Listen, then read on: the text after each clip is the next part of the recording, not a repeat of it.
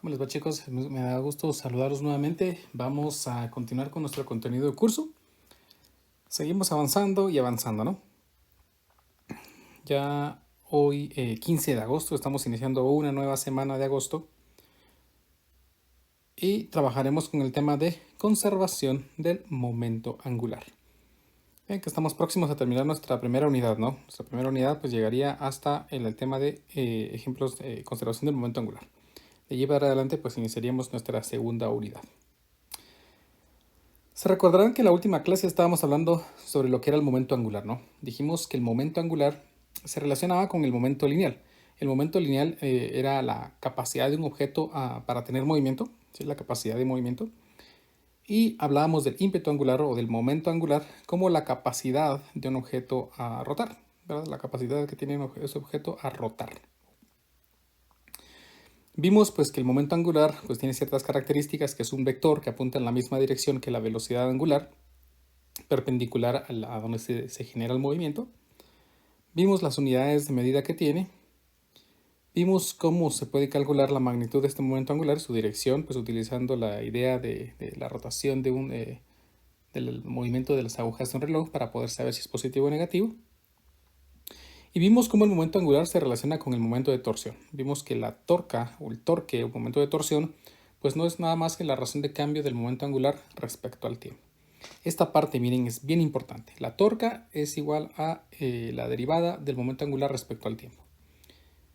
Esto nos va a servir para trabajar el tema de hoy, que nos corresponde el tema de conservación del momento angular.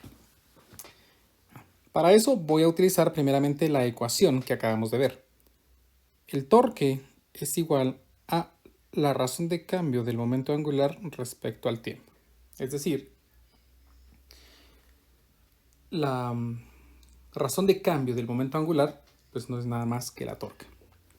Pero imagínense esto, supongamos que nosotros tenemos un sistema aislado, es decir, no nos interesan más elementos de los que analicemos, por así decirlo,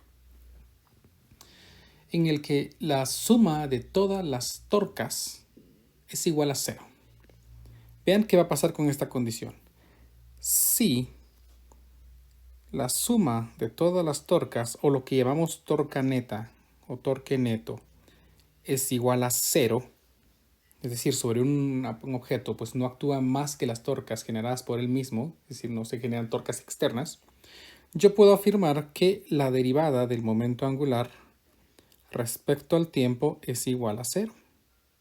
Si la derivada del momento angular respecto al tiempo es igual a cero, significa que, vean esta parte importante, la derivada de algo es igual a cero, ¿cuándo? Pues cuando ese algo es constante, recuérdense, la derivada de un número pues es igual a cero. Entonces, para este caso, L debe ser constante. Lo que me está definiendo aquí entonces es que pues el momento angular final tiene que ser igual al momento angular inicial, porque así pues es constante, ¿no? Y su derivada pues va a ser cero. Por lo tanto, nosotros vamos a afirmar que si la sumatoria de torcas o el torque neto es igual a cero, la derivada del momento angular se convierte en cero y pues estamos afirmando de que el momento angular se conserva.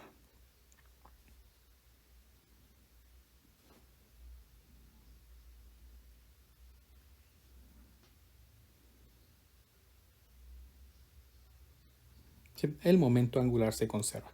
Es algo muy parecido a lo que pasaba con el momento lineal. Recuérdense que pues el momento lineal, no, perdón, no es cierto. La fuerza era la derivada del momento lineal respecto al tiempo. De tal manera de que si nosotros decimos, pues la suma de las fuerzas externas es cero, es decir, no hay fuerzas externas aplicadas a un objeto, entonces, vamos a ponerlo aquí, la misma idea.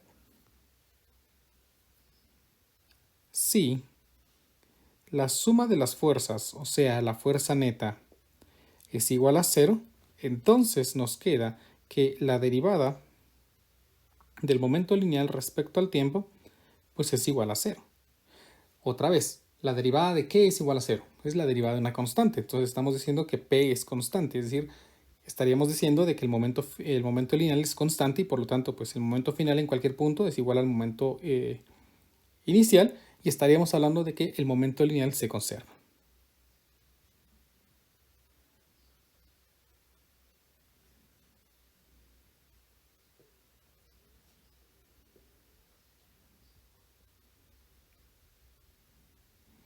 Vean esta idea importante. Si la suma de torcas externas es igual a cero, entonces estamos afirmando de que el momento angular se conserva. Si estoy hablando de que la sumatoria de fuerzas es igual a cero, la fuerza neta es igual a cero, entonces estoy hablando de que el momento lineal se conserva. Pero, ¿qué implicaciones tiene de que el momento lineal se conserve? Estaríamos hablando de que la suma, en este caso, vean, que la suma de un efecto inicial de todos los momentos lineales tiene que ser igual a la suma de todos los efectos finales en un elemento. Por ejemplo, una pelotita se está moviendo sobre una línea recta, por ejemplo, a la izquierda, y otra pelotita se está moviendo sobre esa misma línea a la derecha, y van en una colisión inminente. Si obviamos cualquier tipo de fuerza externa, no existe fricción, no existe rozamiento por el aire, entonces yo estoy diciendo que, que el momento angular, el momento lineal al inicio, es decir, la masa por la velocidad de la pelotita 1 más la masa de la velocidad de la pelotita 2, tiene que ser igual al momento final. Si ésta se mantiene moviéndose sobre una misma línea, la rapidez final pues tiene que ser en la misma dirección de estas. Por lo tanto, la masa por la velocidad final más la masa por la velocidad final de cada una de las pelotitas pues tiene que ser igual a la misma que había al inicio. Estamos hablando entonces de que se conserva el momento angular para sistemas aislados, en los que no tenemos fuerzas que nos perturben esto. La misma idea sería para eso. Si nosotros tenemos un objeto que está rotando y se acerca a otro y colisiona en una colisión rotativa, es decir, cambian su rotación o algo, entonces estamos hablando de que el momento angular se conserva. ¿Qué implicaciones tiene de que el momento angular se conserve? Por ejemplo, si estamos hablando de que una partícula, por ejemplo, dado que sabemos que el momento angular, vean, es igual a inercia por velocidad angular, si estamos hablando de que el momento angular al inicio es igual al momento angular al final, pues yo estaría hablando de que el momento de inercia al inicio, por el momento angular, pero la velocidad angular al inicio, tiene que ser igual al momento angular, perdón, al momento de inercia final por la velocidad angular final. Vean este caso importante. Puede que la inercia varíe en un objeto. Por ejemplo, pues se hizo más grande, se hizo más pequeño, pues aumentó su masa, disminuyó su masa. Cosas por el estilo hacen que un momento de inercia cambie, ¿verdad? Entonces, este problema, esta idea de aquí, pues la podemos responder de una manera bien fácil, o podemos visualizarla de una manera bien fácil. Si me permiten mostrarles el siguiente video.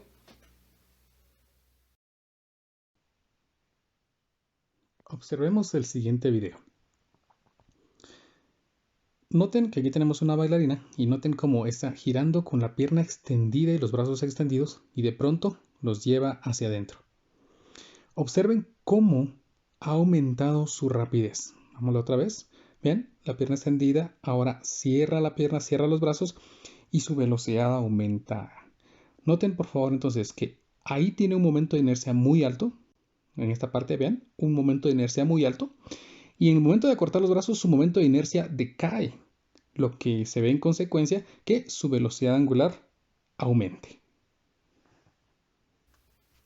En este primer movimiento de la bailarina, ella tenía una inercia específica cuando tenía los brazos extendidos y la pierna extendida. Hagamos esta idea, ¿no?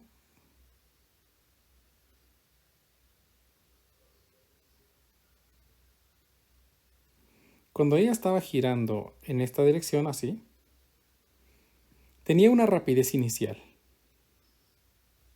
¿verdad? Una rapidez inicial dada. El momento de inercia también era un momento de inercia inicial. Este momento de inercia inicial estaba dado por la distribución de su masa, siendo sus brazos muy largos. Imagínense que esta masa pues es como que fuera una varilla girando alrededor de un centro, ¿no? Hacemos eso. Y aquí tenemos pues una varilla girando en un extremo. Cuando la bailarina acorta sus brazos pegándolos a su cuerpo,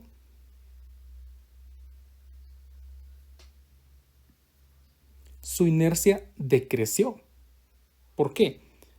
Porque la masa ahora está muy cercana al punto de rotación. Y recuérdense que el momento de inercia pues es la integral de la masa por el radio al cuadrado. No, perdón, estoy mal. Del radio al cuadrado por el diferencial de masa. Es decir, la inercia varía proporcional al cuadrado de la distancia. Vean que cada trocito de masa de su brazo tiene cierta distancia y va sumándose cada una. Por lo tanto, pues como las distancias son muy grandes en algunos casos, pues entonces el momento de inercia es más grande. Mientras que en este caso todos los elementos de su brazo están pegados a su cuerpo y tienen la misma distancia. Por lo tanto, estamos hablando de que su inercia ha disminuido. Igual con su pierna. Vean, la pierna ahora la tenía más junta. Por lo tanto, estamos hablando de que el momento de inercia decreció. Entonces aquí tenemos un momento de inercia final que es menor al momento de inercia final. Si se supone que estas dos ecuaciones tienen que ser los mismos, es decir, pues el resultado de la multiplicación de inercia y velocidad angular tiene que ser la misma, cuando yo multiplique este momento de inercia grande y esta velocidad angular inicial, me tiene que dar lo mismo a que multiplique este momento de inercia que es más pequeño y una velocidad angular. Para que sea compensado la disminución del momento de inercia final, entonces la velocidad angular debe aumentar, como vimos. Al cambiar el momento de inercia, al disminuir el momento de inercia, juntando los brazos a su cuerpo, la velocidad angular ha aumentado. En este caso, estamos suponiendo un elemento ideal, dado de que pues, suponemos que rota sobre una superficie muy lisa, como es el hielo, entonces pues la fricción es casi despreciable y podríamos emitirla. Si omitimos también la resistencia del aire, pues entonces podríamos calcular muy bien cuál era la rapidez angular final si nosotros podemos analizar el momento de inercia de su cuerpo y la rapidez angular con la que giraba inicialmente. ¿Estamos? Si es muy grande, muy considerable la fricción y la resistencia que el aire le genera, entonces pues estamos hablando de que ya no existe una conservación del momento angular y pueden haber ahí ciertas pérdidas que pueden ocasionar que poco a poco pues esta velocidad angular pues vaya frenándose, ¿sí? Porque tenemos una torca neta. Pero vean entonces, la conservación del momento angular es capaz de explicar por qué la bailarina aumenta su rapidez en el momento en el que ella acorta los brazos o junta los brazos a su cuerpo y también junta o verticaliza, por así decirlo, su pierna. ¿Estamos? Vamos a trabajar un experimento en el laboratorio en donde ustedes van a percibir cómo ese momento angular, cuando nosotros queremos cambiarlo, se genera una fuerza extra. También estamos hablando de la idea de la conservación del momento angular para ciertos casos. Vamos a hacerlo en el laboratorio. Espero que podamos realizar la práctica para que ustedes puedan percibir, puedan notar esa oposición que se genera también cuando nosotros queremos cambiar una rotación. Entonces, recuérdense, la conservación del momento angular se aplica cuando nosotros tenemos que la suma de todas las torcas externas es igual a 0. Se conserva el momento lineal cuando la suma de las fuerzas externas es igual a 0. Tenemos las condiciones entonces para poder analizar cuándo el momento angular se conserva y cuándo el momento lineal también se conserva. Practiquemos un poquito entonces de estas ecuaciones y vamos con nuestro ejemplo número 1.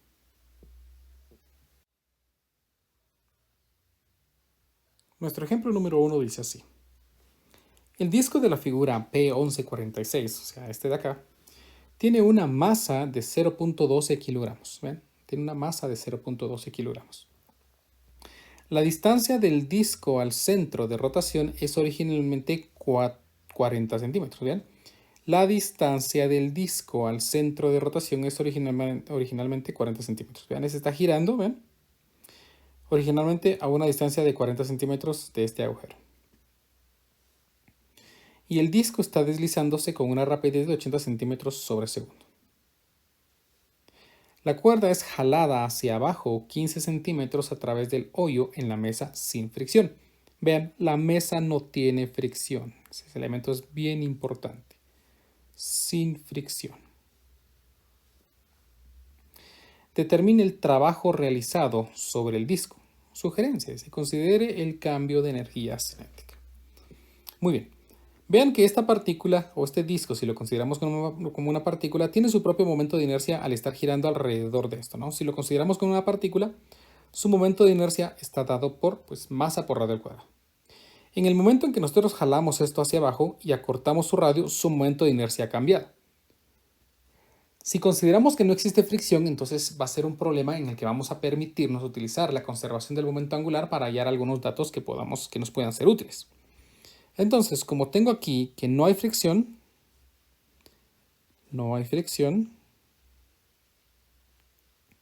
Entonces, no hay torca por fricción. No hay torca por fricción o torque por fricción. Por lo tanto, y pues, también, si obviamos la resistencia que el aire le puede ocasionar, entonces no existe ningún agente externo que le esté generando torcas. No hay ninguna torca aplicada sobre este disco. Entonces utilizamos la conservación del momento angular. El momento angular al inicio tiene que ser igual al momento angular al final. Bueno, al inicio pues tenemos el momento angular, perdón, el momento de inercia del disco girando a una rapidez inicial. Luego el momento angular, con momento angular no, el momento de inercia final cambia y por lo tanto también la velocidad angular final. De tal manera entonces que yo voy a poder localizar aquí cuál sería la rapidez angular final de este disco que está girando alrededor del centro. Vean que nos dicen que es el disco, tiene una masa de 12 kilogramos. No me dicen pues qué dimensiones tiene, pues entonces lo vamos a considerar como un pequeño disco, pero una partícula casi. La velocidad angular final estaría dada entonces por el momento de inercia inicial, por la velocidad angular al inicio, dividido el momento de inercia al final. Entonces vamos a poner aquí que eso sería masa del disco por el radio inicial al cuadrado, por la velocidad angular que tenía al inicio, dividido la masa del disco por el radio al final al cuadrado. Observen que pues, esto es independiente de la masa. Así yo puedo localizar entonces la velocidad final que esto va a tener, que sería el radio al inicio. ¿Cuánto era el radio con el que estaba girando antes de que fuera jalado? Pues eran 40 centímetros. Luego se jaló 15 centímetros, es decir, se perdieron 15 centímetros de ese radio inicial, lo que me lleva ahora a un radio final de 25 centímetros. Entonces tendríamos aquí un radio de 15 centímetros dividido el radio final que es de, no es cierto, estamos al revés, que es de 40 centímetros y el radio final que es de 25 centímetros. Vean que omití centímetros porque se cancelan estas unidades. Todo esto al cuadrado por la velocidad angular que tenía al inicio, que eran 80 centímetros sobre segundo. 80 centímetros sobre segundo. Tenemos aquí entonces, vamos a poder calcular aquí el valor de la velocidad angular final. Vamos a ver si...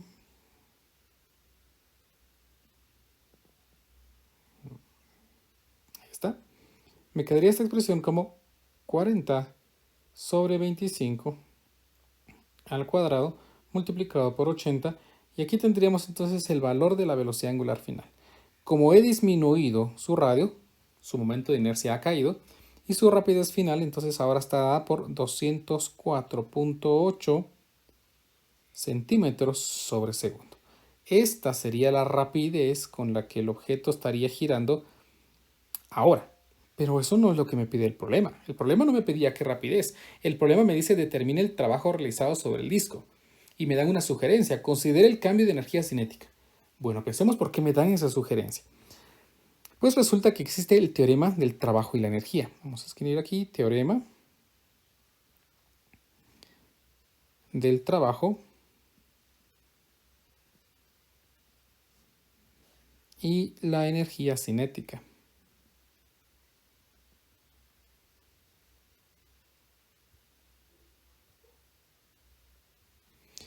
Que afirma que nosotros vamos a realizar un trabajo, ¿sí? Si somos capaces de que un objeto cambie su energía cinética. ¿Estamos? El trabajo va a ser igual a el cambio de en la energía cinética. Si un objeto puede cambiar su energía cinética es porque algo ha hecho un trabajo en él. ¿Estamos? Algo ha hecho un trabajo en él. Por supuesto, una fuerza externa. Aquí estamos hablando de cuál es el trabajo que esta mano va a realizar en mover este disco. ¿Estamos? Entonces el trabajo estaría dado por la energía cinética final menos la energía cinética al inicio. ¿Estamos? Ahí estamos hablando de la energía cinética final y energía cinética al inicio. Por lo tanto, el trabajo estaría dado como la energía cinética final se calcula como 1/2 de la masa por la velocidad al cuadrado. Pero esto es para traslación. Y nosotros estamos analizando rotación. ¿Cómo era la energía cinética para una rotación? Era otra ecuación muy parecida. Un medio del momento de inercia por la rapidez angular final al cuadrado menos 1/2 del momento de inercia por la rapidez angular al inicio al cuadrado. Observen entonces que el trabajo estaría dado por 1/2 del momento de inercia final y el momento de inercia inicial. Observen que los momentos de inercia no van a ser los mismos. Entonces aquí me quedaría el momento de inercia final, sería simplemente la masa de la partícula por el radio final al cuadrado por la rapidez angular final al cuadrado, menos 1/2 de la masa por el radio inicial al cuadrado por la velocidad angular inicial al cuadrado. Aquí tendríamos entonces la expresión que me va a definir el trabajo. Entonces veamos, me va a quedar aquí 1/2 multiplicado por la masa. ¿De cuánto era la masa de esto? De 0.12 kilogramos, entonces 0.12 multiplicado por el radio final.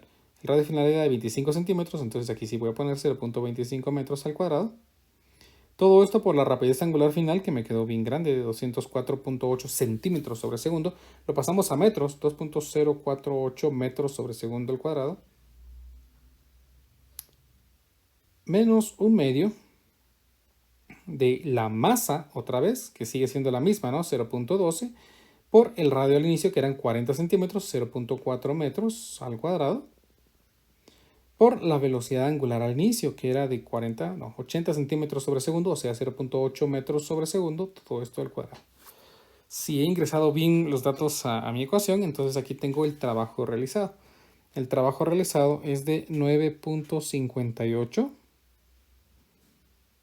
por 10 a la menos 3 joules. Ojo, porque ese es un trabajo externo, es decir, es el trabajo que está realizando la mano, porque el disco no tiene la capacidad de poder cambiar este trabajo. Entonces, pues agregaré aquí de una vez que esto es un trabajo externo. Y así hemos localizado entonces el trabajo que hace esta persona en jalar el disco y disminuir el radio para que aumente su movimiento. Tenemos entonces resuelto nuestro primer ejemplo. Nuestro segundo ejemplo dice así. Una tornamesa cilíndrica, hablando de una tornamesa es como que fuera donde ponen los discos, ¿no? Para la música, es como que un cilindro grande, ¿no? Uniforme, de 1.90 metros de radio y 30 kilogramos de masa, gira contra las manecillas de reloj en un plano horizontal con una rapidez angular inicial de 4 pi radianes sobre segundo, ¿ven? Gira contra las manecillas de reloj, ahí me están dando la dirección del vector momento angular prácticamente, ¿no? En un plano horizontal con una rapidez angular inicial de 4 pi radianes sobre segundo. Los cojinetes fijos de la tornamesa no tienen fricción, palabra importante. Los cojinetes fijos de la tornamesa no tienen fricción. Debido a que no hay fricción, pues podemos obviar esa pérdida que se puede dar debido a una fricción, ¿no? Un bulto de barro de 2.25 kilogramos de masa y tamaño despreciable. Otra palabra importante, tamaño despreciable. Estamos hablando de que pues, su tamaño no importa y podríamos decir pues, que es un punto, ¿no? Que se concentra solamente en un punto esa masa. Entonces hablando de masa puntual. Se deja caer sobre la tornamesa desde una pequeña distancia sobre esta y de inmediato se pega a la tornamesa en un punto a 1.80 metros al este del eje. Al este del eje, ¿no? Inciso A. Encuentre la rapidez angular final del barro y la tornamesa. Inciso B. En este proceso se conserva la energía mecánica del sistema tornamesa-barro. Explique y use sus resultados numéricos para verificar su respuesta. Inciso C. En este proceso se conserva la cantidad de movimiento del sistema. Explique su respuesta. Muy bien. Vamos a responder inicialmente el inciso C. El problema me pregunta si se conserva la cantidad de movimiento. Y por supuesto vamos a hablar del movimiento angular porque pues, es lo que se está generando, ¿no? Vean que todos los movimientos se dan alrededor de un eje. Entonces, pues por eso es que estamos hablando de un momento angular, ¿verdad? O si lo quieren ver así, pues cada partícula del disco tiene un momento lineal respecto a esa distancia del eje, que ya lo nombramos como momento angular, ¿verdad? Entonces, en general, pues la cantidad de movimiento angular o lineal. Recuérdense que la condición para que el momento angular se conserve es que la sumatoria de torcas externas sea cero, es decir, no haya algo que esté generando torcas que se oponga al movimiento. En este caso, pues no hay fricción, podríamos despreciar la resistencia del aire, dado que no, pues no tenemos algo que me diga cómo tomarlo en cuenta o que lo tome en cuenta. Y creo que de ahí no tenemos otro tipo de torca, no hay nadie que esté empujando al cilindro o alguien que esté en un movimiento contrario a este, pues no me dicen nada, ¿no? Entonces, estamos hablando de que si la sumatoria de torcas externas es igual a cero, entonces sí que se conserva el momento angular. Entonces, pues para responder el inciso C, podríamos describirlo aquí de una vez, inciso C, sí se conserva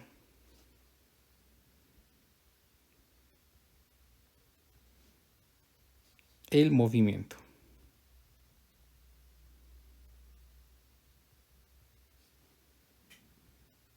Ya que no existe,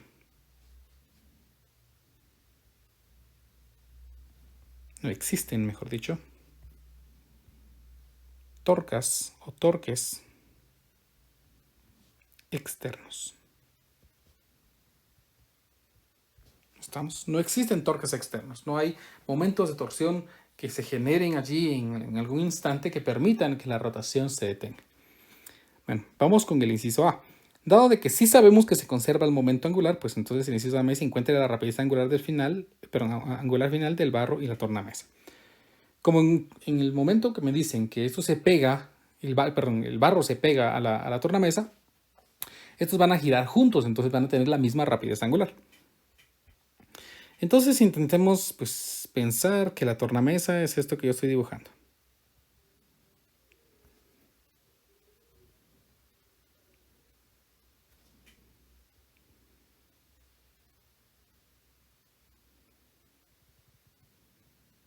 Supónganse que este es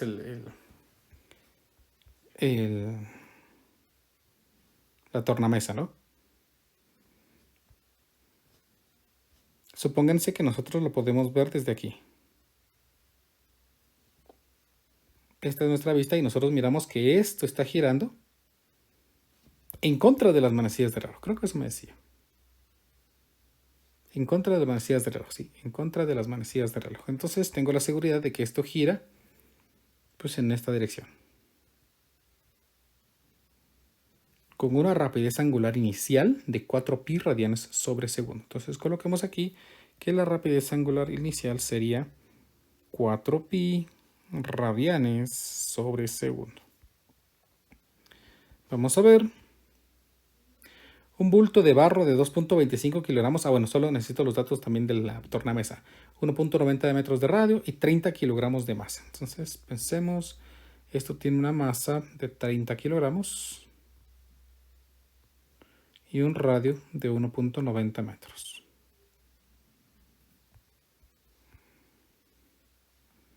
Un bulto de barro de 2.25 kilogramos de masa y tamaño despreciable se deja caer sobre la tornamesa desde una pequeña distancia sobre esta. O sea, muy pequeña, es casi como que lo hubieran puesto nada más allí, ¿sí? Entonces, la masa es 2.25 y se coloca a 1.80 metros al este del eje. Es al este, ¿no? No importa pues, si lo estamos viendo desde alguna perspectiva, pues supongamos que el bulto cae aquí. Pensemos que esta es la partícula que tiene un radio de 1.8 metros y una masa de 2.5 o 2.25, 2.25 y 2.25 kilogramos. Y encontremos la rapidez. Entonces, miremos. Si se conserva el momento angular, debido a que no hay torcas externas, entonces el momento angular al inicio tiene que ser igual al momento angular al final. ¿Qué elementos tienen momento angular al inicio? Veamos quiénes tienen momento de inercia y quiénes tienen rapidez angular, si lo queremos ver así.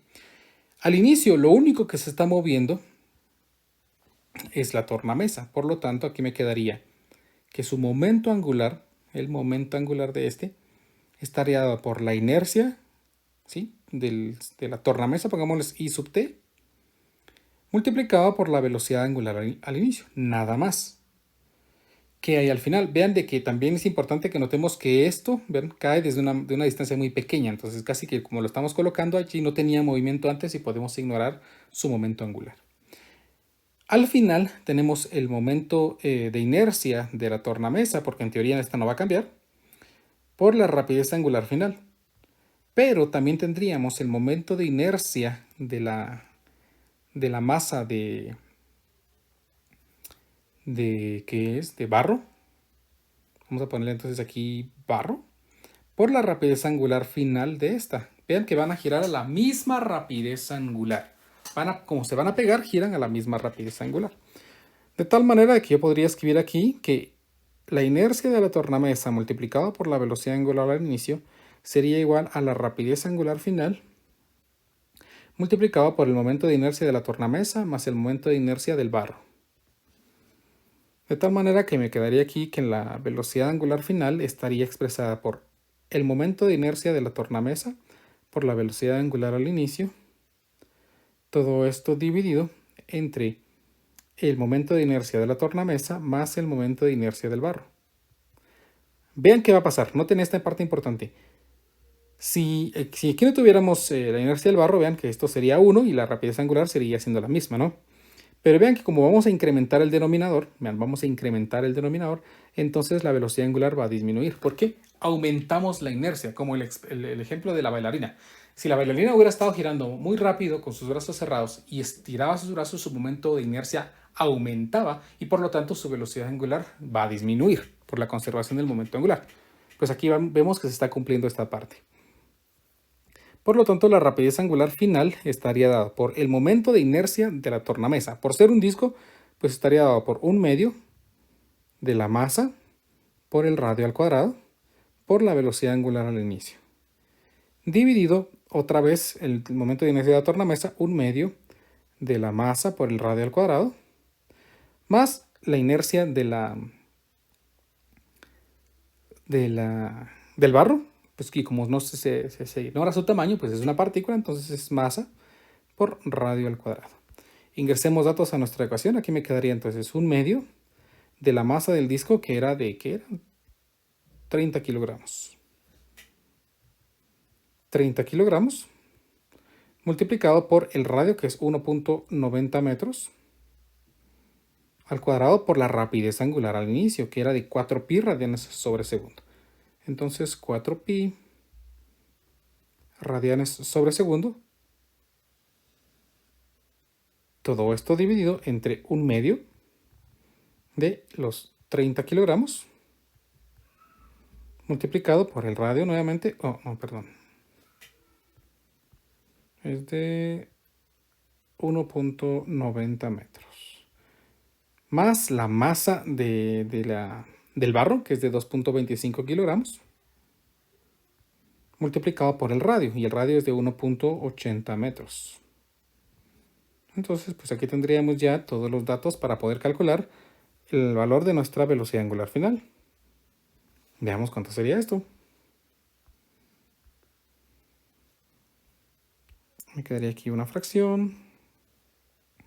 Vamos a ponerle 0.5 por 30 por 1.90 al cuadrado por 4pi. Dividido 0.5 por 30 por 1.9 al cuadrado más 2.25 por, era aquí al cuadrado, 1.8 al cuadrado. Si no me he equivocado al ingresar datos a mi calculadora, entonces tengo que el valor de la rapidez angular final ahora es de 11.07508, digamos, radianes sobre segundo. Aquí tenemos entonces que la rapidez angular de 4pi, vean que más o menos 4pi, es de 12.57.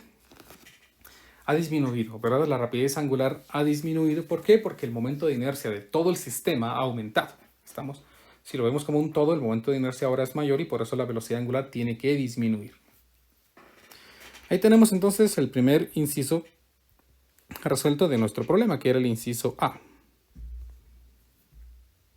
Inciso A. Vamos con el último inciso, ¿no? Porque el inciso C ya lo respondimos.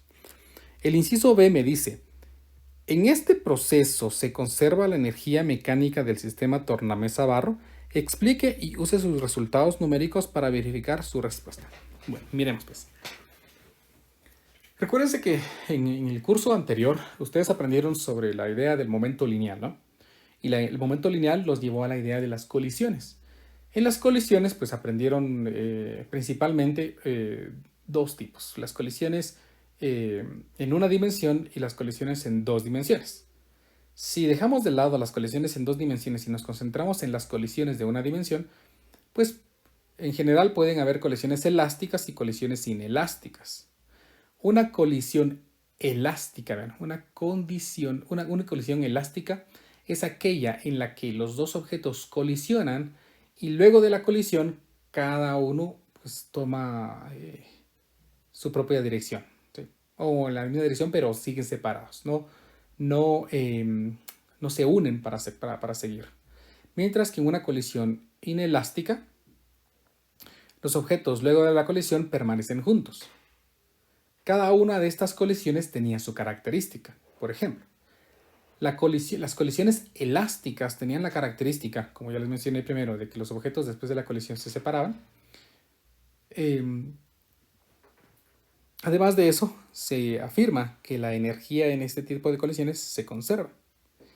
Pero en las colisiones inelásticas en las que los objetos siguen unidos después de la colisión, se dice que la energía no se conserva. ¿Estamos? Por lo tanto, en esta condición, pues nosotros podríamos afirmar de que dado de que es una colisión inelástica, porque los objetos permanecen juntos después de la colisión, podríamos afirmar que la energía no se va a conservar. Que esa sería la suposición que tenemos. La energía pues, no se va a conservar. Vamos a comprobar ahora con nuestros resultados numéricos. Entonces, pues calculemos las energías al inicio y al final del caso que estamos analizando para verificar si estas energías se están conservando o no se están conservando. Entonces veamos, calculemos la energía al inicio. Al inicio lo único que estaba girando era el disco o la tornamesa. Entonces la energía al inicio se calcula como un medio del momento de inercia por la rapidez angular al cuadrado. En este caso pues sería un medio de la inercia, que vemos que es un medio, de la masa por el radio al cuadrado, multiplicado por la rapidez angular al inicio al cuadrado. Ingresemos datos aquí, aquí me quedaría, vean, un medio por un medio, pues es un cuarto de la masa. ¿Y cuánto es la masa? Se me olvidó, eran 30 kilogramos. 30 kilogramos multiplicado por el radio, que era de 1.90 metros, al cuadrado multiplicado por la rapidez angular al inicio. Y la rapidez angular inicial era de 4pi radianes sobre segundo. Entonces 4pi radianes sobre segundo al cuadrado. Esto me va a permitir calcular el valor de la energía al inicio. Entonces miremos. Ingresamos datos a nuestra calculadora. 0.25, que representa un cuarto, multiplicado por 30, multiplicado por 1.90 al cuadrado y multiplicado por 4pi al cuadrado. Esto me dice que la energía al inicio era de 4.275.51 joules aproximadamente, ¿no? Tenemos entonces el valor de la energía al inicio. Si yo calculo ahora la energía al final y entonces esta no es igual, entonces estamos afirmando y concluimos que estábamos suponiendo bien que la energía no se conserva. Pero si al calcular la energía al final me sale de que la energía sí es la misma que al inicio, entonces sí se está conservando y no estábamos en lo correcto al afirmar que no se iba a conservar. Calculemos entonces aquí la energía al final. Veamos qué elementos están girando al final. Pues al final está girando el disco, un medio de la velocidad angular final al cuadrado por su momento de inercia, pero también está girando la partícula. Entonces aquí sería un medio de la velocidad angular final de la partícula, o sea, el barro, multiplicado, vamos a poner aquí, de la tornamesa, multiplicada por aquí el momento de inercia del barro. Entonces vean que hay un factor común. Como los dos objetos giran a la misma rapidez angular, entonces me quedaría que la energía al final estaría dada por un medio de la rapidez angular final multiplicado por la inercia de la tornamesa más la inercia del barro. Recuérdense que va a aumentar la energía, solo que aquí me falta el cuadrado. Va a aumentar el momento de inercia, pero ha disminuido la rapidez angular. O sea que podría ser constante, ¿no? Podría salirme igual.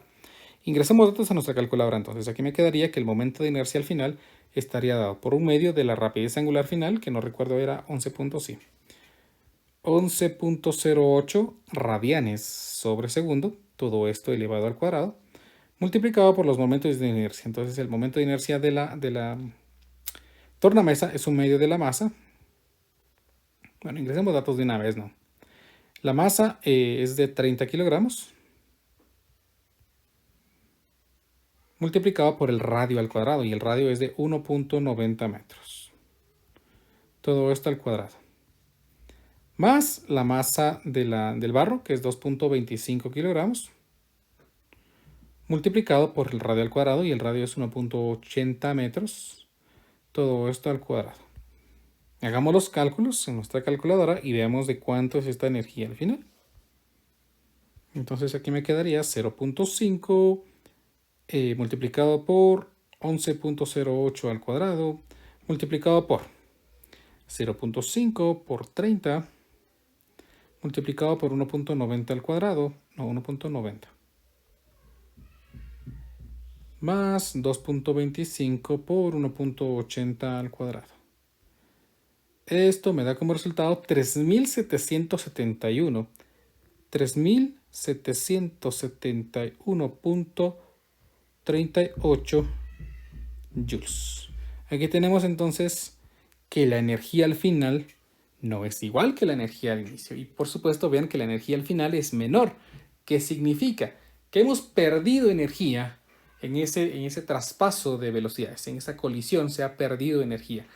¿En qué se pudo haber perdido energía? Pues al ser barro, posiblemente el barro al caer se deformó, ¿verdad? Por ser un material plástico.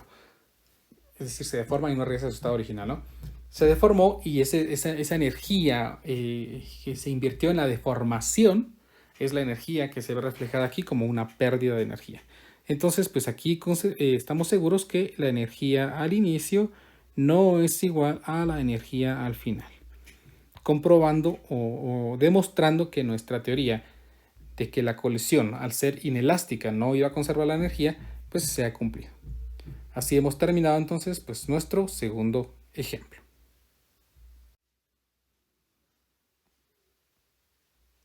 Vamos con nuestro ejemplo número 3. Este ejemplo número 3 dice así. Supongamos que al Sol se le agote el combustible nuclear y súbitamente se colapse para formar la así llamada estrella enana blanca. Se ha comprobado que el Sol, cuando muera, después de muchos millones de años, primero va a expandirse muy mucho, se va a tragar a los planetas que tiene más cerca, que sería Mercurio, Venus, la Tierra, y luego de eso todo se va a comprimir y el resto va a quedar simplemente en una estrella muy pequeña que se conoce como enana blanca, con un diámetro igual al de la Tierra. Suponiendo que no hubiera pérdida de masa, vean, suponiendo eso, porque se supone que se va a expandir y cierta parte de la energía que el Sol tiene y de su masa, pues va a perderse en el espacio, ¿no? Pero entonces aquí estamos en una suposición. ¿Cuál sería entonces el nuevo periodo de rotación del Sol, que actualmente es de unos 25 días? Supóngase que el Sol y la estrella enana blanca sean esferas uniformes.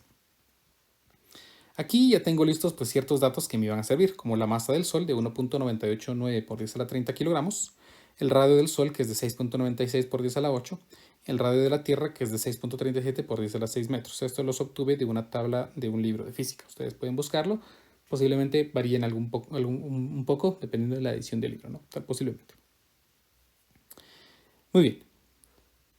Vean de que el Sol prácticamente va a pasar de tener un radio de 6.96 por 10 a la 8 metros a tener un radio de 6.37 por 10 a la 6 metros. Dirán, pues no, son los mismos, ¿no? Solo varían por 2 exponentes. No, pero realmente es mucho, es bastante. Si conocemos su masa, pues vamos a suponer que se conserva el momento angular. Por lo tanto, yo podría afirmar aquí que el momento angular al inicio del Sol tiene que ser igual al momento angular final del Sol.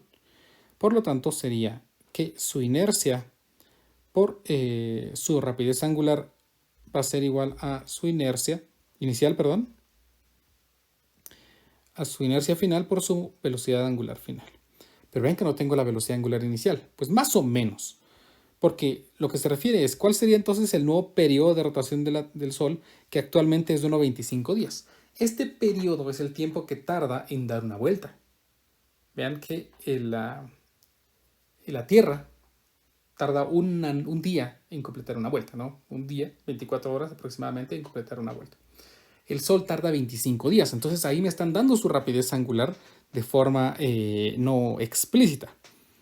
Pues su velocidad angular sería 25 días. Bueno, pasemos el tiempo mejor primero a segundos. El tiempo, que son 25 días, pasemos, sabemos que un día tiene 24 horas y sabemos que una hora tiene 3.600 segundos. 24 por 3 me da 86.400. Entonces un día tiene 86.400 segundos. 25 por 24 por 3.600. Esto me da 2.160.000 segundos. 2.160.000 segundos. Quiero verificar si es cierto. 2.160.000, sí, segundos. Como completa una vuelta, entonces puedo calcular su rapidez angular. Voy a bajar esto porque no creí que me fuera a llevar mucho espacio, pero ahí estamos. Entonces la rapidez angular inicial estaría dada por 25, una vuelta que son 2pi radianes, dividido 2.160.000 segundos. Imagínense eso, ¿no?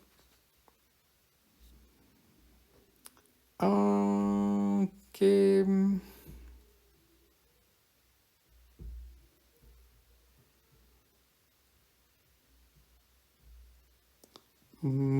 tengo dudas. Bueno, quizás para no hacer muchas conversiones, creo que podríamos dejar la velocidad angular en una nueva unidad. Por ejemplo, la velocidad angular al inicio pues sería la cantidad de vueltas, pues da una revolución. ¿En cuánto tiempo? Pues en 25 días. Entonces su rapidez angular sería de un 25avo de revolución por día. Estamos diciendo eso, ¿no? Un 25avo de revolución por día. Esa es su rapidez angular en unidades de revoluciones y el tiempo en días, para que sea más sencillo.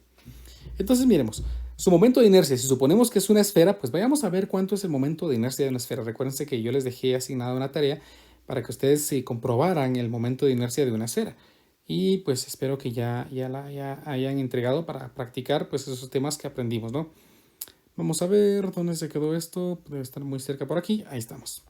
Vean que el momento de inercia de una esfera sólida es de 2/5 de su masa por radio al cuadrado. Bueno, entonces ya regresemos de esta forma que es más rápido.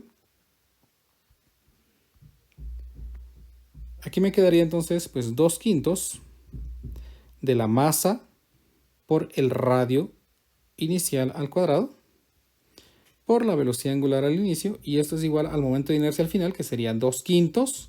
Se supone que es la misma masa por el radio final al cuadrado por la rapidez angular final. Como yo quiero saber cuál es la rapidez angular final, primero notemos que puedo cancelar aquí 2/5, que puedo cancelar la masa, y entonces pues me quedaría expresado únicamente que el radio inicial al cuadrado por la velocidad angular al inicio dividido el radio final al cuadrado me daría entonces el valor de la rapidez angular final. Y vean que como los radios tienen unidades de medida de metros, se van a cancelar y solamente me queda la rapidez angular inicial.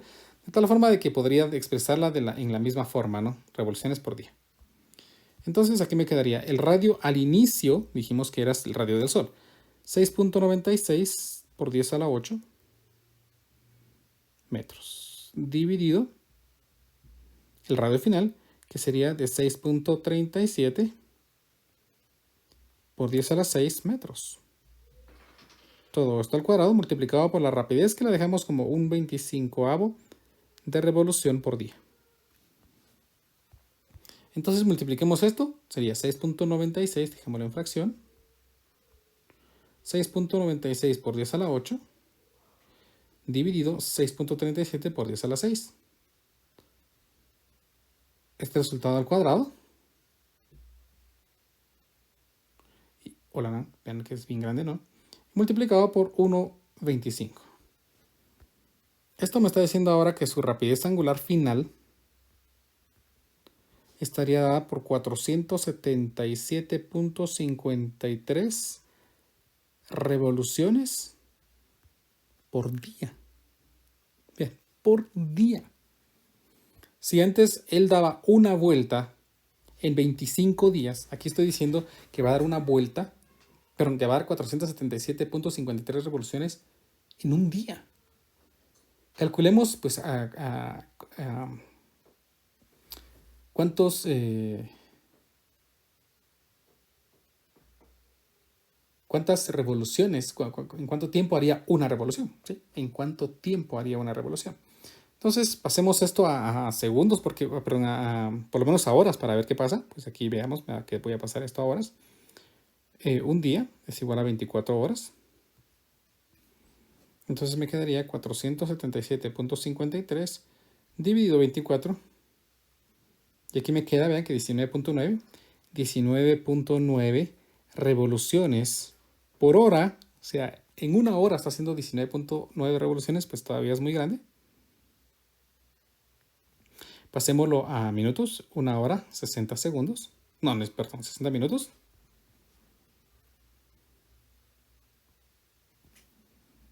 Entonces 19.9 dividido 60. Bueno, pongamos la respuesta. Para no perder muchos decimales. Bueno, más o menos.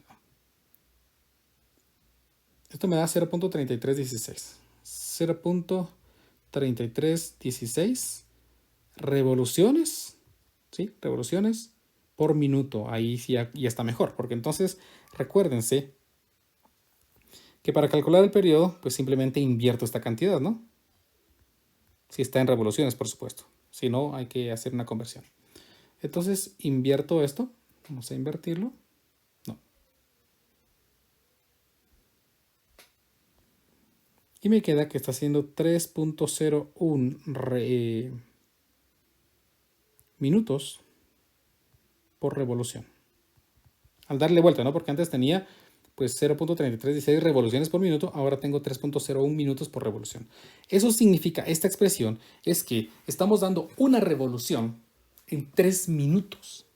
Imagínense al Sol del tamaño de la Tierra, bueno, mejor así, imagínense a nuestra Tierra, nuestro planeta, dando una vuelta cada 3 minutos. O sea, la noche duraría 1.5 minutos. Pues estaríamos para acabarnos, ¿no? Entonces, pues este sería el nuevo periodo de revolución. 3.01 minutos por cada revolución. Una revolución cada 3 minutos. Y entonces, pues así hemos resuelto entonces este problema ficticio muy interesante. Y con eso hemos acabado la clase del día de hoy. Espero que hayan aprendido algo nuevo. Y nos miraremos entonces pues en nuestra siguiente clase. Audio Jungle.